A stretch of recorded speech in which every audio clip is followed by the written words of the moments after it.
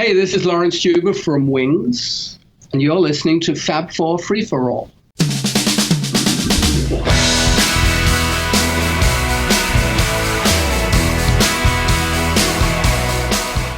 And welcome to another edition of the Fab 4 Free For All, the Beatles podcast, radio show on the internet, whatever you want to call it, Beatles and related. I am your moderator for today, Mitch Axelrod. I forgot my name. And joining me, as they always do, I'm glad they actually do, are Rob Leonard. Hello, everyone. And Tony Triguardo. Hi, folks. And today we have two special guests, as you could probably see, or if you're listening, you can't see, but that's okay, because we're going to tell you who they are. They are the authors of the incredible series of books, the McCartney Legacy Volumes 1 and 2, Adrian Sinclair and Allan Kozinn. Welcome to the show, guys. Great to be here. Thanks for having us. Well, I was going to say, Allan, don't say great to be here until after we've finished the recording, and then you can say that to us. But we want to talk about, we didn't get to have you guys on from McCartney Volume 1 for many reasons, and unfortunately that was the case because it's an amazing book. And this book, to me, in my opinion, is almost like the from 1974 to 1980, or as I call it, 1974 to 220 IJ, 220 grams in Japan. I think this book is really the meat and potatoes, or tofu and potatoes, of McCartney's solo career. You know, the Wings period, he was very prolific after 1980, but never matched quite, you know, the popularity and the sales and all that of this period. So this one, I anticipated very much, and you guys definitely didn't let anybody down because, my goodness, I kid around a lot, but, you know, on May 5th, he was checking his prostate numbers, and I had 12:15 in the afternoon. And believe me, it's in there. So, but quite frankly, for anybody who doesn't know, first of all, I want you guys to talk about both of your involvement and the research process between the two of you, because it's just an incredible job. Hey, I'm the librarian. I'm supposed to ask that question. So what about the research process for you guys? Hey, I care too. What about the research project? Do you guys like each other? Can you work well together? No. You actually like Paul McCartney. Well, the whole thing started 10 years ago, really, when I decided that I was going to write a book about Paul. And originally it was going to be like a sessionography. So it was just going to be a walk through, you know, Paul's solo career and his work in the studio. And then really the whole thing kind of snowballed out of control, thanks to Denny Sywell. And this is a story we've told many times, but Denny Sywell volunteered his diaries for the whole period he was in Wings, along with his wife's diaries. And they really became the backbone of the first book. So when we had all of that information, we realized that this was more than a sessionography. So we decided to do a fully fledged biography with, you know, a heavy focus. At least 50% of the book is focusing on Paul's time in the studio. And then with this second volume, the research process was kind of the same, really. We were kind of working on those two books side by side. And again, we had some people volunteer diaries and paperwork to us throughout the process. So when you pick up Volume 2, for example, and you read about Jeff Britton's tenure as Wings drummer, that's informed by Jeff's diaries. The Wings at the Speed of Sound sessions are informed by Peter Henderson's diaries, who was the recording engineer. So, you know, those kind of things form the backbone of the book. And then we went away ourselves and spent a lot of time doing additional research. You know, I spent a lot of time in the British Library, which is quite close to me here, reading every music paper, magazine, you know, anything you can possibly imagine between 69 and 80 to flesh out the story. And then we, you know, went to our own archives, of which obviously Allan, having worked for the New York Times for, was it 38 years, Allan? You know, was pretty substantial. So, you know, I think in the end, when we did a body count for the final draft, it was informed by something like 40,000 pieces of paper, or, you know, sources of information just for that one volume. The same for the first book as well. So yeah, the research process was never ending, really, wasn't it, Allan? And you know, And that doesn't even take into account interviewing people, which yeah. Adrian did the lion's share of, and I did some of as well. And there were some people that we both spoke to. So yeah, it was.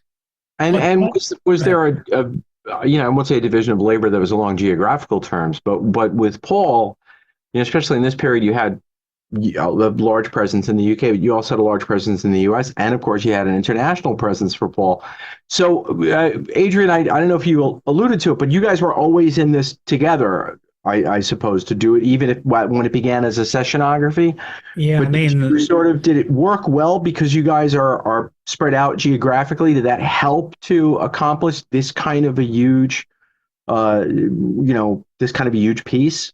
Yeah, I mean, I suppose me being from England and Allan being from America gave us different perspectives on a lot of things, geographically, musically.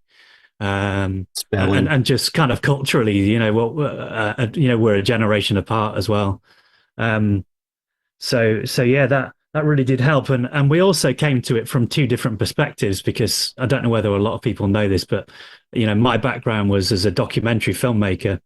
So, when I came into this, for me, it was really story first, whereas Allan's background is as a music critic. So his skill set, compared to mine, is very different. I might be more story oriented and he might be more kind of musically oriented with what he brings to it. But in terms of the division of labor, I maybe wrote a quarter of the first book and Allan wrote almost all of the second book. That's why you'll find the second book's probably a lot better written than the first one. I have a question concerning, Adrian, you're British, Allan, of course, you're American. Paul has always had a thing about America. He has to go to Australia first in 75 and then do a little British tour before setting up the American tour, because he wants the American tour to kick butt. He wants to have a new album, even though Venus and Mars comes out in 75. He needs another album to promote in America. What is it with Paul McCartney in trying to impress America? But he doesn't spend as much time here as maybe in Great Britain or other places. Well, first of all, the music that Paul was always inspired by before even he became a Beatle was from America. I mean, rock and roll. And his heroes were in America. And 2/3 of his wives have been American. In the period that the book covers, I mean, obviously he's still married to Linda, and Linda has roots basically all over the country here. I mean, in New York, obviously, where she grew up and where the Eastmans are. And the Eastmans, once Paul and Linda got together, the Eastmans became Paul's basically business advisors, almost managers, but not quite. And they play a really important role in his in his life, but especially in his sort of side career as a music publisher, which in this volume really sort of begins to explode.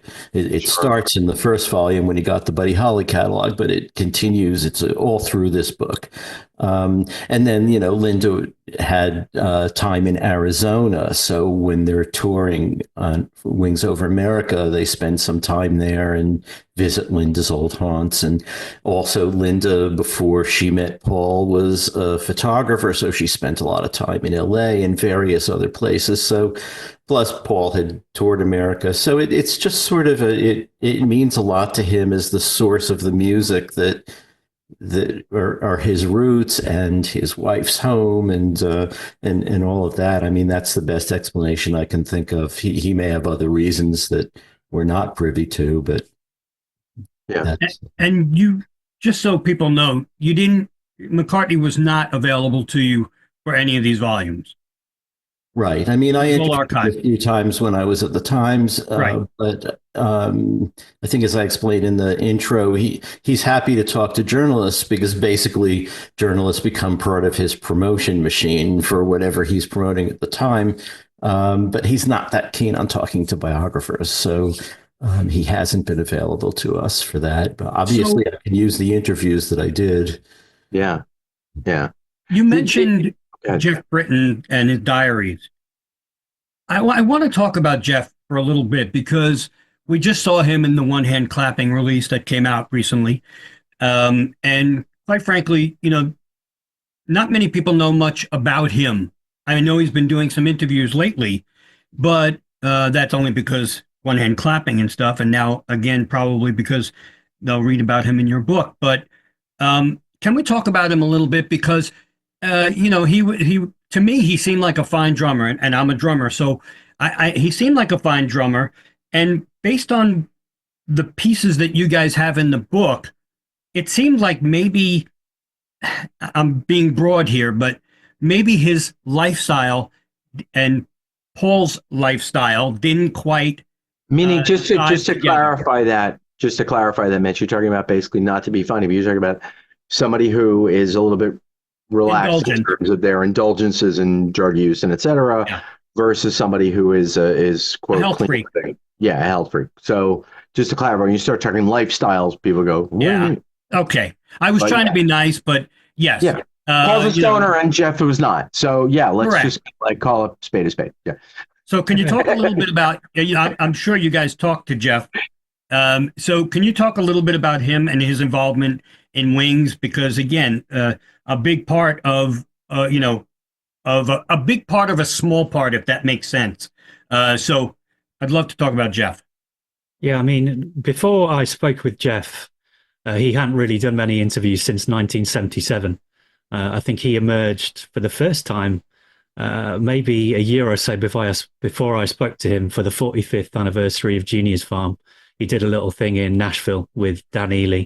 You probably know Dan Ely. He's a guy who's been on the sort of McCartney scene for 5 decades. But yeah, Jeff's journey in Wings was an interesting one.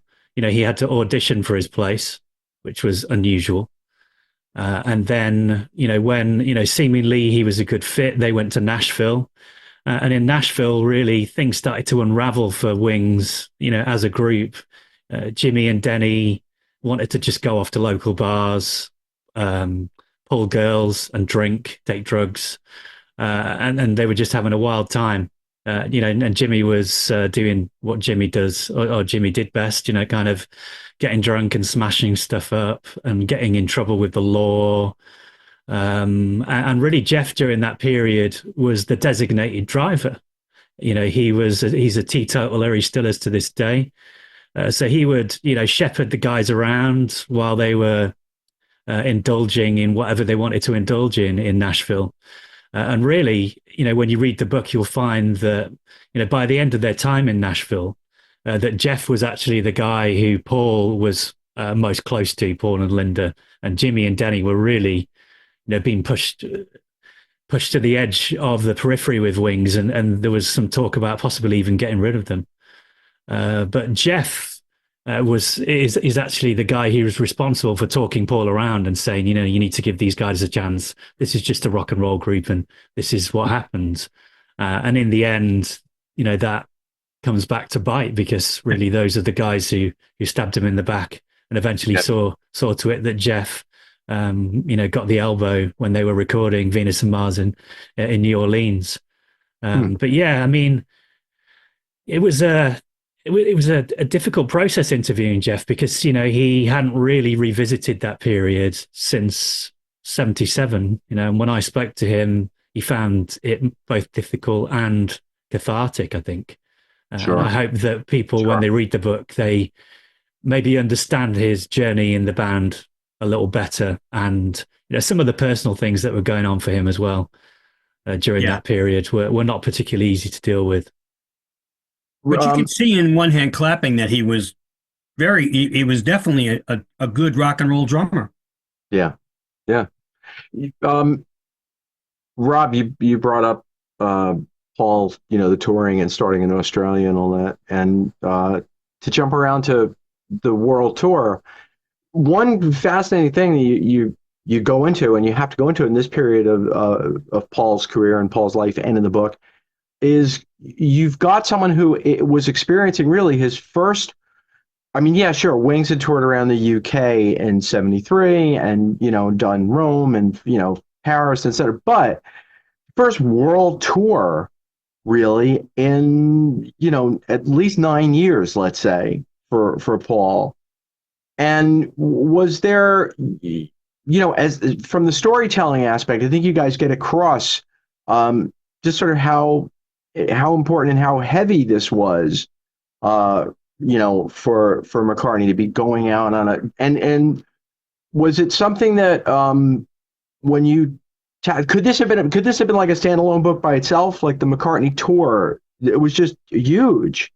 And I guess where I'm going is, what was the, how did you approach that in terms of trying to get into Paul's, like, I noticed the good thing is you report, like you guys report, you don't do a lot of like trying to get into Paul's psyche, but at the same time, it can't help but have the reader pick up on where they're at during this time period. So where did you sort of off the record, where do you feel Paul's head was going into this world tour 9 years after his last world tour with the Beatles? I think it comes through in what we've written about it, how important it was to him, how much time he spent rehearsing, assembling a set list, and then the whole trajectory of that tour, starting in England, going to Europe and Australia, and then America. And he spoke at various points along the way of what each of these areas meant to him in the band in terms of, the big payday was going to be America, for instance. He was completely open about that. Right. And how we did it was, we spoke, Adrian spoke to a number of people from Showco, which was the company that put the technical side of the tour together, the sound, the lights, the stage.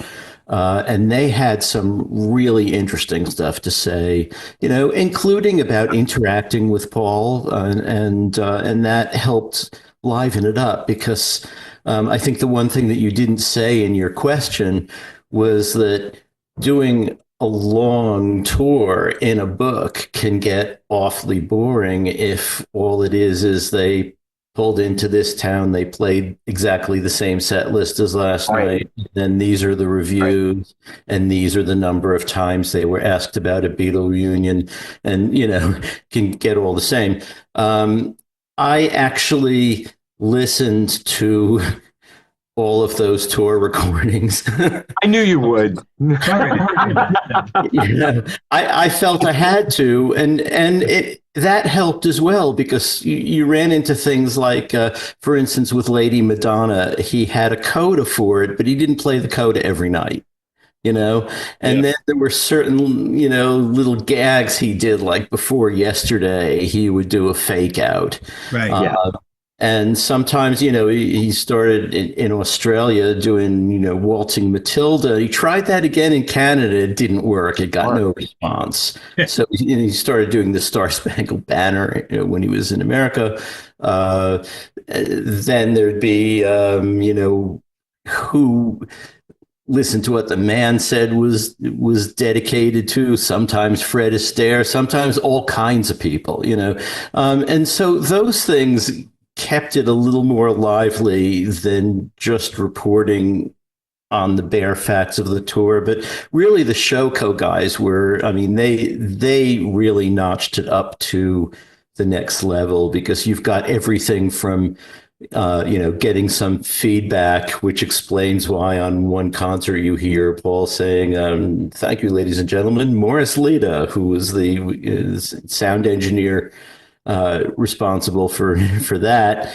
And you get them talking about Paul's responses while he's on stage, looking at them.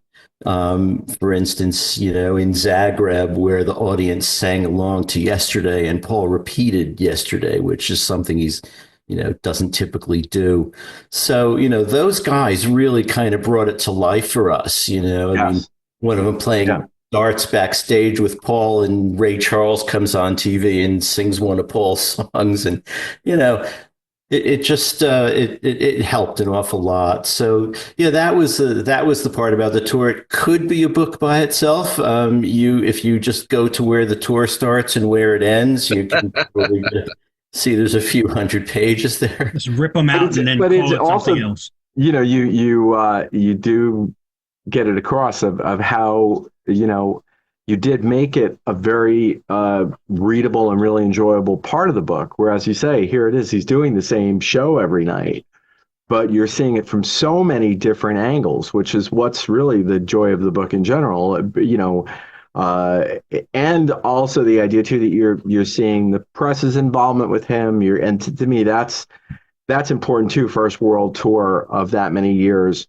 And you cover the responses to the shows, and it's again, I think it's a great section. So, but anyway. Thanks. Yeah, I think it was probably the section of that book that we spent the most time on. It's certainly the section of the book I spent the most time on in research. I remember having to write out every review for every concert into a timeline for Allan. And I think by the time I finished the timeline for the tour, it was 100 pages long. And I also processed into that timeline every story we found. So when Rolling Stone turned up and they interviewed Linda, that's there in the book. And then they followed the tour for a couple more days. So you see a little bit of fly on the wall, between them and a Rolling Stone reporter. But yeah, we tried to find, or certainly I did. Allan was kind of very heavily into the process of writing the volume at that time. I tried to find something to say about every single date on the tour, which wasn't easy. But yeah, because we were so paranoid about it reading like, just they turned up and the review was good, and it felt like you want it to be inside the process of the tour and actually feel like you're on the road with Wings. And I hope, it's good to hear that you were as entertained as you were, because we were incredibly paranoid about those chapters being boring. Yeah, no, it works very, very well. It comes across as monumental as we as fans knew that it was, but it's also the goal of a book of this nature is to cover. It's bad to say the minutia. It's to cover the details, and you guys managed to cover the details of what was a repetitive scenario and do it. So it's a really great read. So thanks. I got a question. You mentioned the reviews. How and you actually quote a lot of reviews along the way in the book. How were the reviews go? Is the misinterpretation of Paul always got bad reviews true? Because some of the reviews are really good. Some of them are like really shot at Paul specifically because of a lot of things. He's not on the road getting drunk every night, but he might got stoned, but we don't know that. But at the same time, we know that. But there was a certain thing about that tour that it wasn't Led Zeppelin and it wasn't Elton John. Rock and roll excess, right? Yeah, and I was wondering some of the reviews that you quoted, and what were you looking for when you put those reviews in the book? I think we were just looking for a sense of the breadth of opinion out there. I mean, we knew there'd be positive reviews and negative reviews, and we wanted to have first of all, some balance, but we also wanted to use really just the reviews that kind of said something, not just like, wow, those songs are so great, we really like Paul, or Paul is like, such a family guy, not a rock and roller, and he's totally useless. I mean, you have those extremes, and we try to find people who like things and people who hate things and have them together because in a way, reviewers represent to some degree the breadth of opinions that are out in the public, and we wanted also to capture, this is why we don't give our opinion about it. We wanted to capture what the opinion at the time was. I have to say, I mean, having spent my life as a reviewer, reading this many reviews of this much stuff really kind of made me think, maybe I should have reconsidered my career because, I really kind of like to think that I did it differently than most of the reviews that I am reading. There's a lot of reviews that just sort of coast along on snark, and especially was very susceptible to that. Yes. I don't know why. I mean, I kind of do know why. My theory, at least, about why we talk about a bit in Volume 1, that, the whole post-Beatles world was conditioned to some degree by the influence of Rolling Stone, which came down totally as a pro-John publication and an anti-Paul publication. And I think you can't underestimate how powerful that was to a lot of listeners, who read Rolling Stone and wanted to be on the hip side of things and sort of came down that way. But, it wasn't totally fair. And I also feel that it has something to do with the fact that when Paul released his first album and then, had the self-interview, all that stuff, and then all the headlines, Beatles, Paul leaving Beatles. Okay, Jan Wenner interviewed Paul the day before that and was obviously given no heads up whatsoever about it. Whereas Lennon would sit around with Wenner for 3 or 4 hours and do an interview with him and tell him anything, and so Wenner, I think, obviously gravitated more towards Lennon and towards Paul. But when the first album came out, and a review came in, and it was a regular old review. The guy liked the record, and Wenner basically said, "Look, you can't write a regular old review of this. This album is a manifesto, and we have to treat it that way." And so the review was all about, Trojan horse with hidden army coming out to attack the Beatles. So, that, I think, is responsible to a great degree for why all through Volume 2, where we get the negative reviews of Paul, and they're so, condescending about, how he's not real rock and roll and all that stuff. I kind of think it has its roots in that. But you know what? But I'm sorry, Mitch, just to that point though, Allan, it's a compliment to you both, that as a piece of work, having read other books that have been released in the recent year that were just agenda driven. I mean, a couple of books have come out where you read it and you just go, there is a very strict agenda here.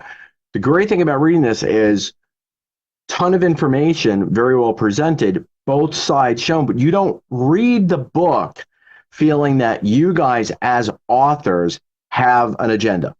You don't. Yeah. I didn't put the book down thinking, wow, these guys really fill in the blank about Paul.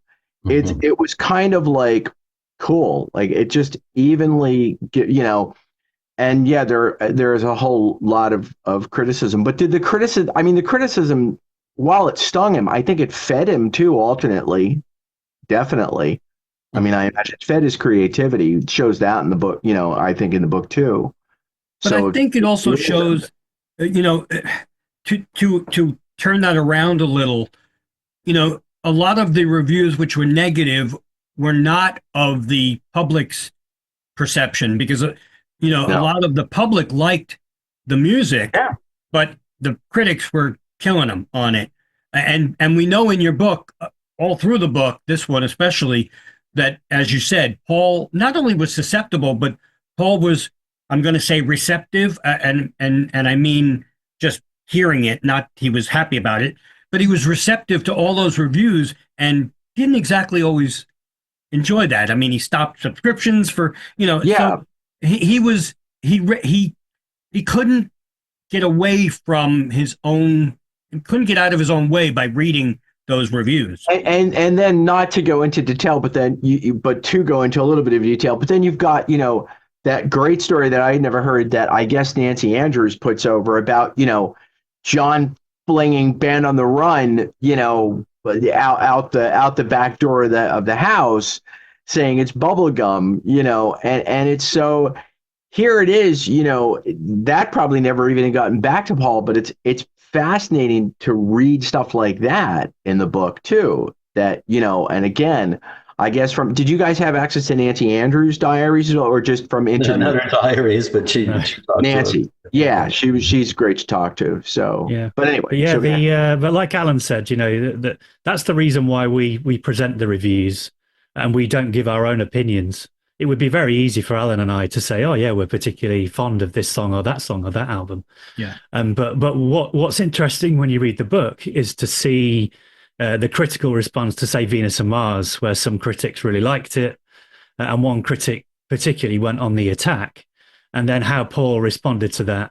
And it's not just how he responded to that, in terms of a personal response. But you have to look one album further down the line and think, Silly Love Songs wasn't written as a response to anything John Lennon said. It was written as a response to what the critics said about Paul. And I think that's one thing a lot of people have kind of misunderstood and has been lost in the fogs of time, really. But it's by understanding Paul's relationship with the critics that you understand why he is the way he is and why some of his music is the way it is, And Silly Love Songs is the perfect example of that. It's a response to the critics. He's saying there's nothing wrong with Silly Love Songs. It's also one of his catchiest songs ever. He put everything into that song. The fantastic bass line, the alternate harmonies, the three harmonies. Yeah. It's just a perfect pop song. And it was a giant FU, I think, to everyone who said, he's just Silly Love Songs. Allan, you said the word susceptible, and it struck me. He was susceptible to negative reviews. And in this book, you see that Paul starts and stops a million projects. Right? Oh, yeah. I mean, Rupert didn't come out until 5 years later. Even one hand clapping. Yeah. Right. I do want to talk about one that's been talked about in the press, but I would be remiss if I didn't talk about 5 and 5 and 1. Talk about if that would have come out, being susceptible. Even the what was the mouse? Sorry. Red Rose Speedway. Yeah. Oh my goodness. Come on. But I'd like you both to talk a little bit about. Hey, I like Bruce with 5 and 5 and 1 and Isaac Asimov, because in this book you show there's a ton of sci-fi involved in Paul's career, especially this period. Well, Paul's fascination with sci-fi, I think, probably stems from a conversation he had with John about his UFO encounter, which was in August 74, right? And then, strangely, Paul becomes fascinated with science fiction towards the end of 1974. You connect the dots. And I think we do a little bit in the book. But yes. Paul gets more and more into science fiction towards the end of 74. And really it starts, rubbing off on the work he's doing on Venus and Mars. And to take those, that collection of songs to the next stage, Paul decides he's going to work on a science fiction musical. And he puts together a treatment and he sends it to one of his favorite science fiction authors, Isaac Asimov. And the two of them connect in New York, and then they work up this treatment for this film that's going to be called 5 and 5 and 1. Do you want to finish the rest of this off, Allan? Sure. Paul has an idea of how he wants it to go. He wants a film for Wings. And now that he's on a science fiction kick, he wants it to be a science fiction film for Wings, and has, two versions of Wings. There's a space alien version of Wings, and then there's the real Wings. And somehow they have to sort of battle it out until the real Wings prevails, I guess. Isaac Asimov wasn't sure that was the best way to do it. So he had 6 characters. One of them, I guess, would be a manager. He described them as wraith-like beings who then just sort of transform themselves into Wings. Anyway, Paul didn't like what Isaac Asimov wanted, and Asimov didn't really like what Paul wanted. Didn't Paul also want to send them on a magical mystery tour on a bus or something like that around to... I'm sorry, Allan, go ahead. Yeah, and it was going to be a spaceship, and it was really Hitchhiker's Guide to the Galaxy was his idea. And he kept this thing in mind for a while, because after Asimov, they sort of parted ways, and Asimov scrawled across the top of his copy of the treatment, nothing came of this because McCartney doesn't recognize good stuff. And Yeah. then that's in his papers. And along with the unreleased song 42, which was, no, I'm kidding. Which, anyway. Anyway. Yeah, if they had been able to follow that through, I think, and this could have been one of the reasons, apart from that Paul was a fan of the Foundation trilogy, which he also read that winter of '74. Asimov would have sort of maybe shielded Paul from some of that vulnerability, because you go see a sci-fi film, and whatever you're going to say about Paul and Wings and whatever the music for it would have been, you still have a story credited to Isaac Asimov, and that's royalty in the sci-fi world. So and then he continued trying to get this done and approached Gene Roddenberry. So they worked on it for a while, and nothing came of that either. So, basically, in Volume 3, we'll see the ultimate outcome of this. Is basically. But was this a way, Allan and Adrian, you think, to try to legitimize Wings as a unit? Oh yeah, I think so. Yeah. Because, he paid Wings. We know at the beginning of the book and in the other book that he paid Wings as sidemen. We know that, okay? But so that's a story for another day, is whether Wings belongs in the Hall of Fame, and I don't think so because of that, because they weren't a unit. But, had this come to fruition, any one of these with either Gene Roddenberry or Asimov, I think it. Well, first of all, I think it would have been like Kiss, at the Kiss meets the Phantom of the Park, yeah. Phantom of the Park, right. Yeah. But I do think, maybe Paul was just trying to say, look, Wings is a unit, and again, it was only 4 years after the Beatles had split, and people were not exact. I know Paul released his quote masterpiece, Band on the Run, but it's still Paul McCartney. But isn't it amazing, too, that it's only a couple of years after, which you guys present in the book, which I, again, little things that pop up, and I don't think we're giving away the farm by talking about this, but it's also giving away, Paul giving that impression that Wings is just this fluid thing. It's not really a band. Like all of a sudden, Wings for a brief period became the Plastic Ono Wings. Like it was very bizarre there. And again, all the research pays off, because there are little bits like that where even, us, people who are hardcore and have been, you just never, ever remember hearing this as a concept or an idea. Yeah. I mean, it's an interesting one, isn't it? Because I think his attitude to Wings was kind of schizophrenic at times. Really. Yeah. So they return from Nashville, and Paul says that Wings is fluid. He tells the music press this. He says that we may work with these guys, we may bring other people in. And then a few weeks later, he's in the studio recording One Hand Clapping. And One Hand Clapping began, well, people will learn this from the book. It began as an exercise to watch Wings, basically. He did the same with Wings Mark I, where he filmed them at the ICA in London. The Institute of Contemporary Arts, in February '72. So he did the same thing here, but in Abbey Road Studios. And but then strangely, One Hand Clapping evolves into almost like a Wings biopic, where they've all got their own kind of little biographical sections explaining who they are. And then they tried to sell it to television.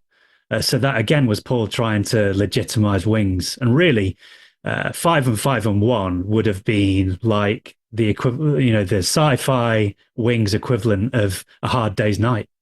It was, can we, pick out the personalities of these band members on screen? But I can't imagine it would have worked out as well as A Hard Day's Night. It would have been more like the Star Wars Christmas special, I think. Yeah. If you really come right down to it. Sorry. Yeah. One thing that in today's world we don't talk about as much, that Wings was Wings for a while. It wasn't Paul McCartney and Wings. Right. It was Wings, and the sense that, we got to make this the band. Why does Paul have to do that? You look back, you say, why couldn't he just say, "Hey, I'm Paul McCartney. I'm a solo artist. Here's my wife Linda next to me, and yes, she sings along sometimes. Why couldn't Paul just come to um, a, a belief in himself that he didn't need Wings as a alternate name for him, really? Well, he ultimately did when he went on tour in '89, and Yeah, that's true. That's true. But that's 14 years later. Right, but I just think, he grew up being in a band. He wanted to be in a band, and it took him a long time to realize that the kind of arrangement he had with the Beatles, where they all grew up together, they all became famous together, and they had established a kind of equality within the band, it just wasn't going to happen again because he already was a Beatle and nobody else in the band was. And that was always going to create a lack of equilibrium and a lack of equality. But you see all through this book, he's encouraging them to write. He's encouraging Denny to write. Mm-hmm. He started doing that at the end of Volume 1, we see that when they finally do contracts for the final version of Wings with Lawrence Juber and Steve Holley, that the contracts provide for publication of any songs they write for Wings. So, he wanted that. I think it might be too much to say he desperately wanted it, but, he put a lot of effort into trying to be part of a band, even when he recognized he was going to be the front guy, that was inevitable. He still wanted it to be a band. And it took that extra 14 years to realize. But he owned all the masters. He owned, he paid for all the bills and right. that type of thing. That's partly, I think, what Adrian means by it's a little schizophrenic, because he's doing all these things that make it not a band.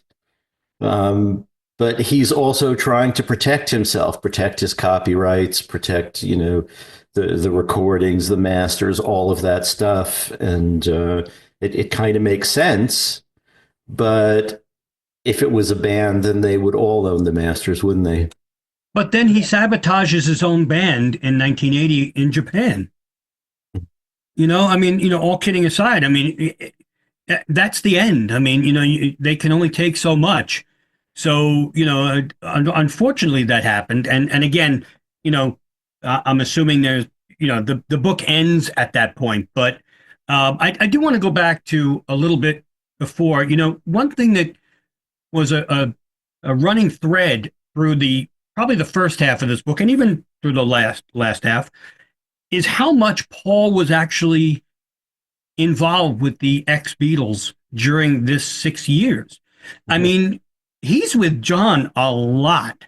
Based on what we're reading here. And again, after the dissolution papers were signed, John was much more receptive to everything. But, you always heard, and we saw the great footage of Paul signing the dissolution papers with George in Living in the Material World, which obviously was a revelation to a lot of people. But even the whole crap with George and John at Madison Square Garden, Paul went after to the after party, the three of them, and it was all cool. And it struck me, everybody always said it was the three against one, obviously the three Beatles against Paul because of the Klein situation. But in the 70s, really, they were all still close. I'm not going to say as close, but they all still were close. The book really shows that. Yeah, I think it was really important for us to, document the evolution of Paul's relationships with the other three Beatles. And you can certainly see the highs and lows, like you say. They go from being at war in the early 70s to hanging out by the pool together in April 1974. And then by, late 74, they're spending a lot of time together in New York. Yeah. But yeah, and, I'd say that really their relationship was kind of had its ebbs and flows, because, by the late 70s, Paul was slamming down the phone after having arguments with John. He was getting held at arm's length by Yoko, who was, vetting telephone calls that were coming through, wouldn't allow Paul up to the Dakota. So as late as 1980, right? Yes, I mean, well, yes, yeah, it probably was, yeah, the start of 1980 before the Japanese bust, Right. yeah. Um, but certainly, yeah, that's one thing we were surprised by. Really, was the ups and downs of their relationship, given the amount of time that they spent together in the late 70s. And I think the same applies for Paul's relationship with Ringo and George as well. Uh, and I've said this a few times that I feel that distance played a big part in their relationships, really, because Ringo was living between France and Los Angeles for tax reasons. Yeah. And George did a lot of traveling when he was courting Olivia, and between wives, shall we say. So yeah, that I think choice of word. So I think distance played a big part in their relationships, and if they'd all still been living in London together, you can imagine the Beatles would have had a very different future, and maybe even come back together. But the fact that John was in New York and Ringo was between countries, and they were kept apart by distance, and for me, really, that it becomes the overriding factor in their story. Really, is distance. Two things, and I want you to tell the DBB story because I think that's hysterical. But even the George and Paul relationship, which was supposedly fractured, he was still on the boat for the the release party, and you see all those pictures and they're hugging, and it's very friendly. But I do want to, without giving away too much, I do want to tell the story of DBB if you can, because I think when I read that was hysterical, because I could just picture John and Paul, being schoolboys again and just doing stupid crap like that, like approaching Bowie. So can you talk about DBB? Yeah, so it turns out that John and Paul got together and had a particularly lively night out, which ended in David Bowie's hotel room. And the three of them decided that they were going to form a new group together called DBB. And then obviously, by the morning when they've all sobered up, this becomes a distant memory. They did enjoy a few lively evenings together, though, that we found out about. And they surprised even Allan and I. You've read obviously quite a lot about this time. Yeah. It's you bring up an important point, Adrian, there that I was going to ask you guys about, and that is surprising the two of you. I mean, Adrian, as you say, your background's film storytelling, Allan, journalism and writing writing criticisms, but you're both now entrenched in this person's career, which goes on for another how many years after this book. You're continuing with the legacy, with the program, and are you finding surprises along the way that have that when you talk about ebb and flow, you both obviously went into this as fans, no kidding, as we all are, with probably some form of a pre-established idea of who and what Paul was. Has that view changed? And also the idea being that do you feel, which I would think you would, do you feel sustained enough after this volume where we want to know, because we as readers want to know where the rest of this story is going to go? There's a lot more to uncover, even as we've gotten into a digital age where so much stuff seems to be online and whatnot. It seems that you guys have gone back and uncovered so much. Again, two-part question. How do you now feel about your subject, and the want to go on is the other part. So I think we've been pretty energized by volumes 1 and 2, and also the response to them. I have to say it's it's one thing to sort of do all of this work and you put it out, and sometimes people care, don't care. Opinions might be split, whatever, but the enthusiasm with which these two books have been received has been really gratifying and sort of energized us to continue on, but we were going to continue on anyway, because he's a fascinating subject. I mean, I've written biographies before, and what I've often found is that by the time you finish the biography, you kind of don't really like the person that much anymore. You just know too much, and and with Paul, look, he has his up times and his down times. He has his times when he's extraordinarily generous, and times when he's not. Times when he's very friendly, times when he's angry and off-putting. That just comes with the territory of writing about a human being. But we're constantly finding surprising things, and and Adrian said before about his approach being story driven and mine being more critical. I mean, I'm finding surprising stuff in the music.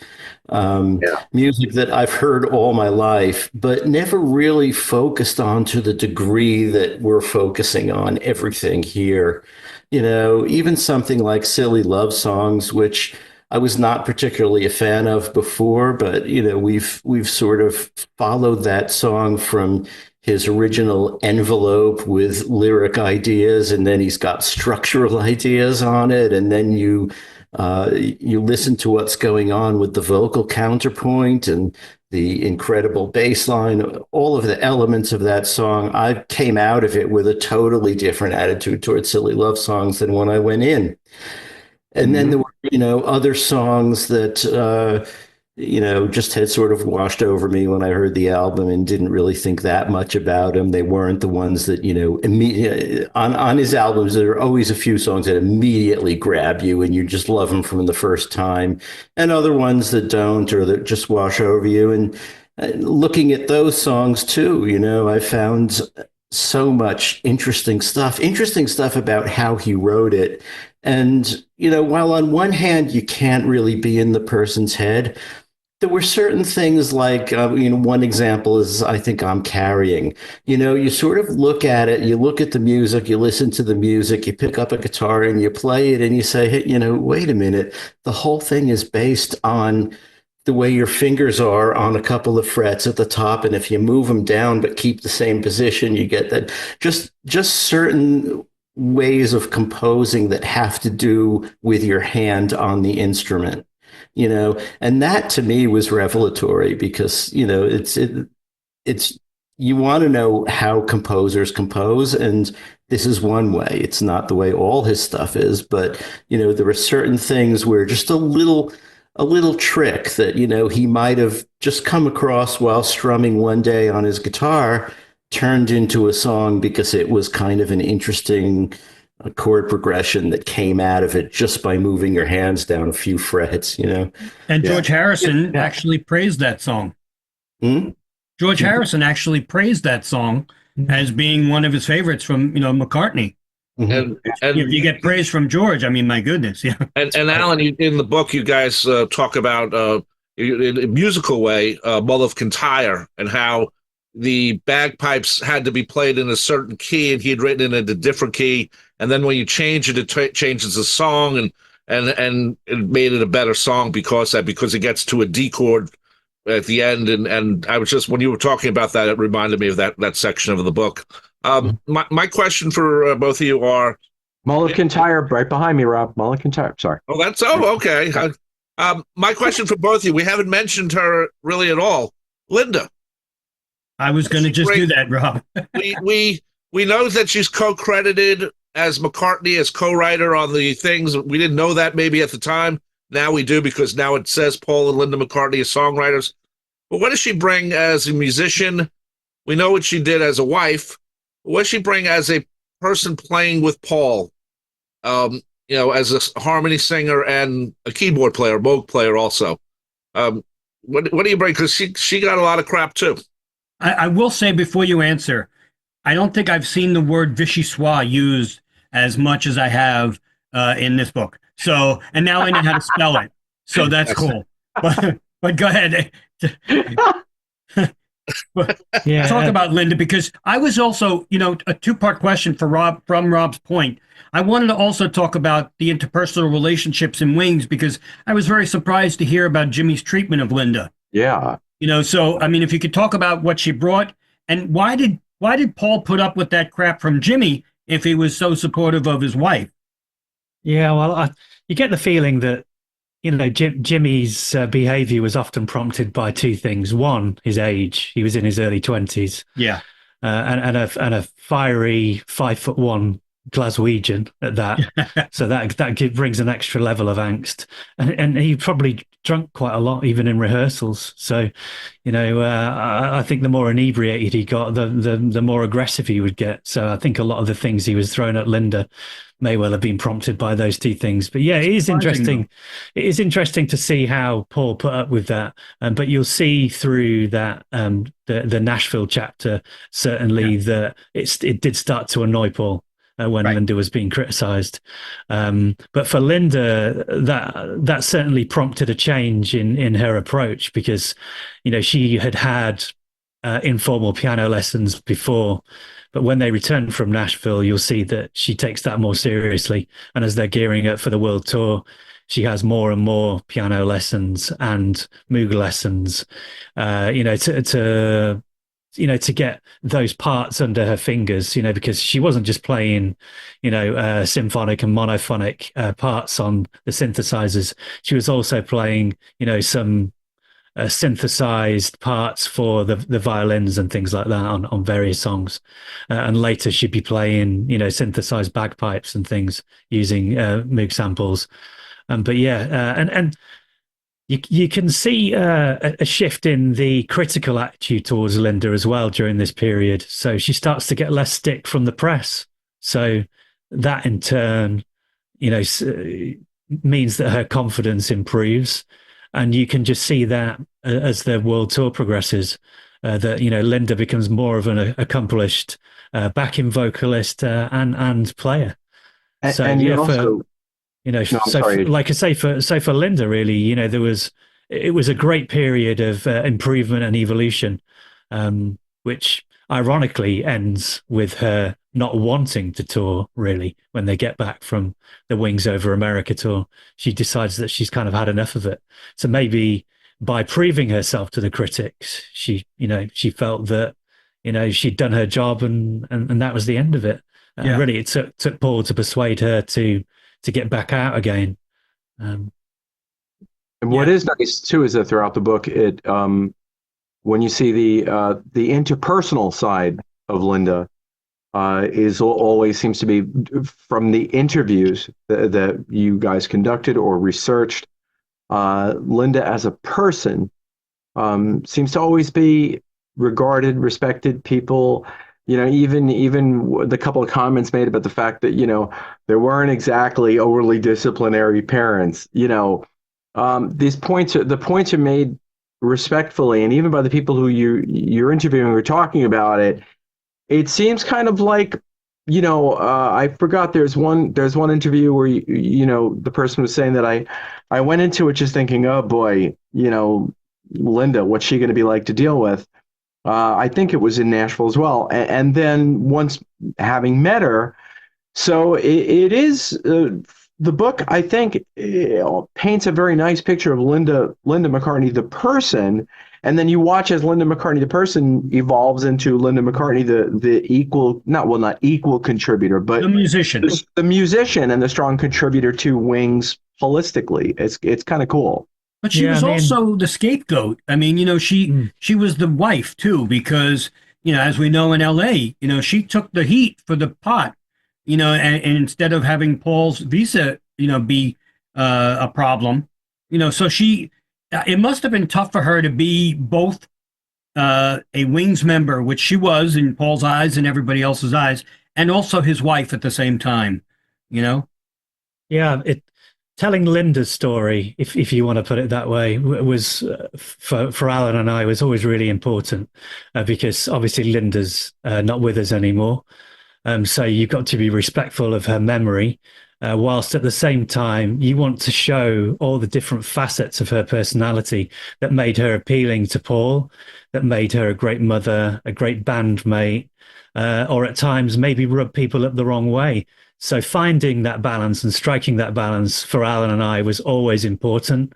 And I guess kind of coming back to my background as a filmmaker, that's something as a filmmaker and a journalist that you always do, really, is that you try and tell a balanced story and give a balanced account of anybody, and be respectful of their contribution to someone's life. And really, when it comes to a contribution to someone's life, there's nobody more important to Paul than Linda, and that was the case all the way up until her death, really.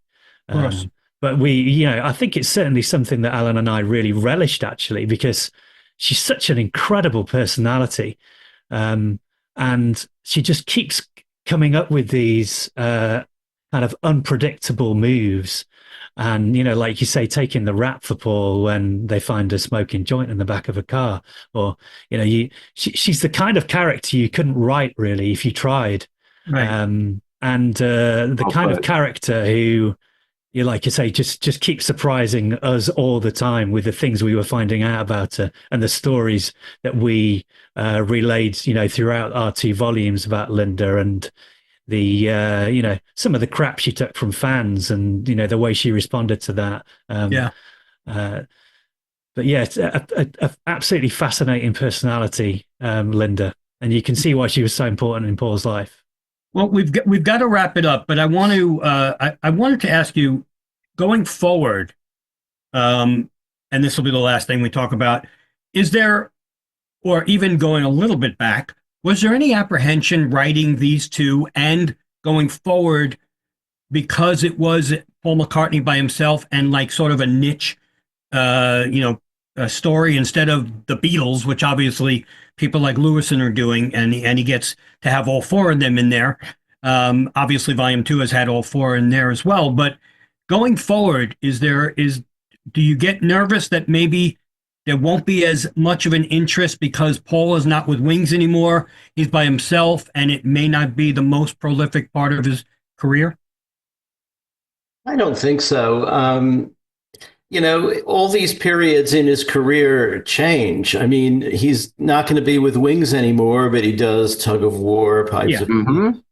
By the end of the next volume, he'll have also done Flowers in the Dirt, work with Elvis Costello. He'll have started his first classic piece. He'll have already, I think, started doing some art. There's even when he's seemingly not doing an awful lot, he's doing an awful lot. Right. I always say, this guy takes more vacations than anybody I've ever seen, but a vacation for him is really a working holiday, because he comes back with a stack of songs, comes back with a stack of ideas. He doesn't stop. He's like a machine in a way. And look at him. He's in his 80s. He's playing a 2.5-hour set. We're going to have, from 89 on, we're going to have lots more touring to write about. And that's going to be what it was for this volume. We're going to have to sort of do that too. But I see an incredible variety of stuff coming up. Classical things and everything. So in a way, we feel like we're really only just starting. Now, and will you touch? I'm sorry, Sorry, go ahead, Rob. Is this 2 more books we're talking about? You said you're stopping in 89, or how many more? Is the last book 1980 to today, or is there something in between? We're thinking, ideally, we're thinking in terms of 5, because. Wow. Okay. Wow. The next volume would be the 80s, then the 90s, and then from 2000 to, whatever the present is when we finish. So 5 books. I didn't know that. Good. Yeah. And I agree. There's so much to say. I mean, the side projects, because now you're going to start getting into the other mediums that the guy works in. It's the McCartney Legacy. Granted, you're covering a lot of recording sessions and things like that, but it's his entire legacy. You're getting into, the paintings. You're getting into, poetry.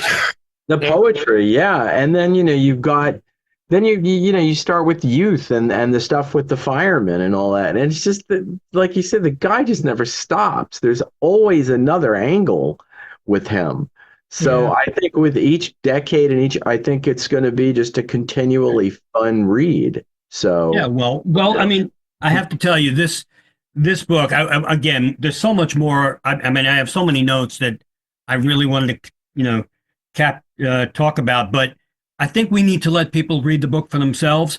Right now, I'm using it as a back compression because it's like 100 pounds, so it's kind of cool. I get to read it and then use it for therapy. But seriously, I think this is an incredible job, guys. It's such a fun read.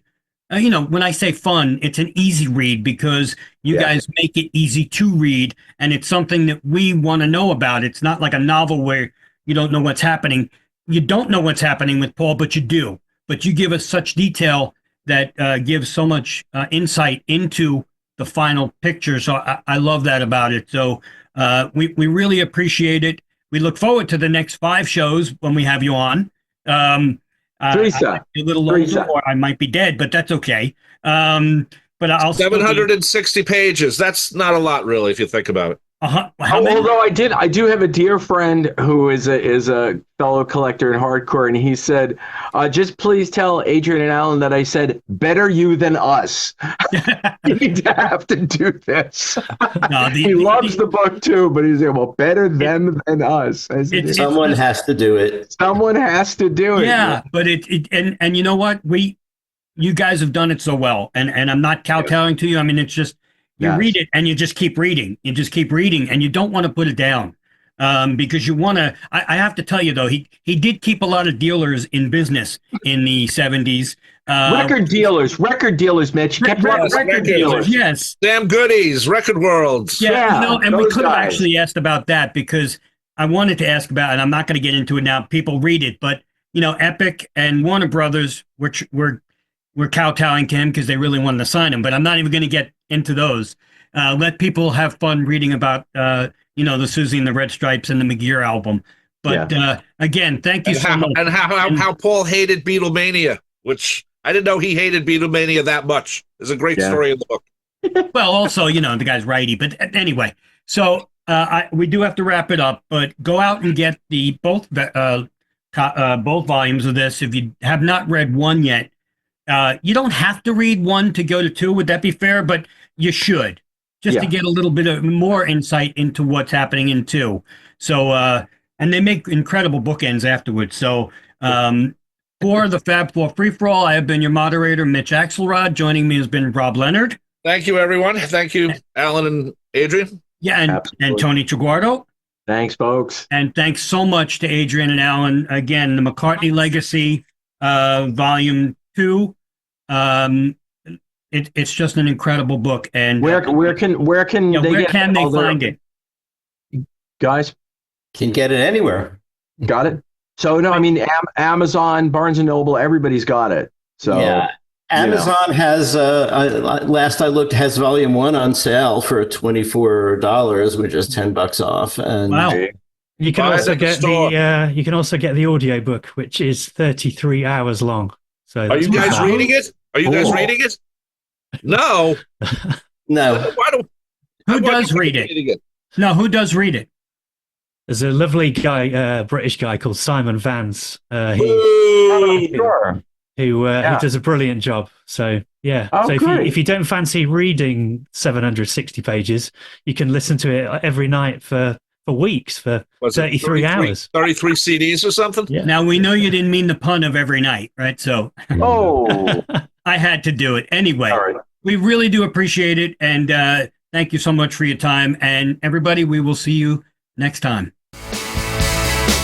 Fab Four Free For All was edited and produced by Tony Triguardo at Word of Mouth Studios in Westbury, New York. The opening and closing theme is My Dolly by the band The Badge, featuring longtime listener Jeff Slate, available on its debut album Digital Retro and recent Best Of compilation, as well as from the Fab Four Free For All website. Thanks for listening to Fab Four Free For All.